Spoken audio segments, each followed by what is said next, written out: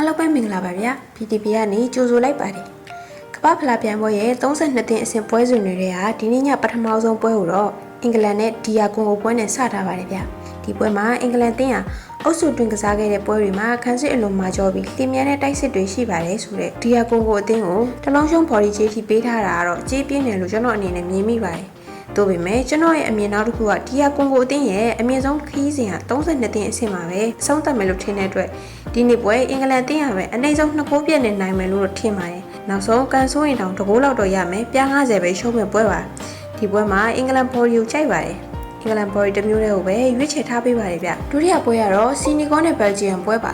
ဒီပွဲကိုတော့ဘာမှမပြောခင်ပထမဆုံးအနေနဲ့နှစ်ပတ်သွင်းကို3ဂိုးနဲ့အထက်မြင်ရမယ့်ပွဲလို့မြင်မိပါတယ်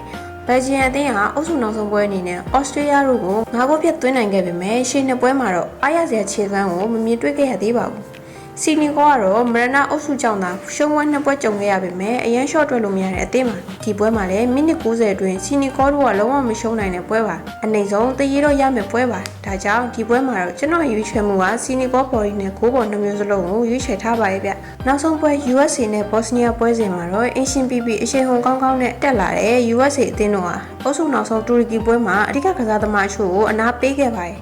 ဒါပေမဲ့လည်းတူရကီလိုအသင်းကို2ဂိုးထိပြန်သွင်းနိုင်ခဲ့တာတော့အားအသင့်ပွဲပါပဲတစ်ဖက်ကဘော့စနီးယားတို့ကလည်းနောက်ဆုံးပွဲကာတာကိုအနိုင်ယူပြီးဒီ32နှစ်အဆင့်ကိုတက်လာတဲ့အသင်းမှာဒါပေမဲ့ကျွန်တော်ကတော့ဒီနေ့ပွဲ USA 2-0ဒါမှမဟုတ် 1-0 လောက်နဲ့ပဲကတ်နိုင်သွားမယ်လို့မြင်မိပါတယ်ဒါကြောင့်မို့ဒီပွဲမှာ USA ဘော်ဒီနဲ့ဂိုးအောင်2မျိုးစလုံးကိုကြိုက်ပါတယ်ဗျဒီနေ့ကျွန်တော်ရွေးချယ်မှုတွေကိုပြန်ပြောရမယ်ဆိုရင်အင်္ဂလန်နဲ့ဒီယာကွန်ဂိုပွဲအင်္ဂလန်ဘော်ဒီစီနီဂေါနဲ့ဘယ်လ်ဂျီယံပွဲစီနီဂေါဘော်ဒီနဲ့ဂိုးကို USA နဲ့ဘော့စနီးယားပွဲ USA ဘော်ဒီနဲ့ဂိုးအောက်တို့ကိုရွေးချယ်ထားပါတယ်ကဲကျွန်တော်ရဲ့ဗီဒီယိုလေးကိုအဆုံးထိကြည့်ပြီးညီကိုများအားလုံးကျေးဇူးများတင်ပါတယ်နောက်ဗီဒီယိုမှာပြန်တွေ့ကြမယ်နော်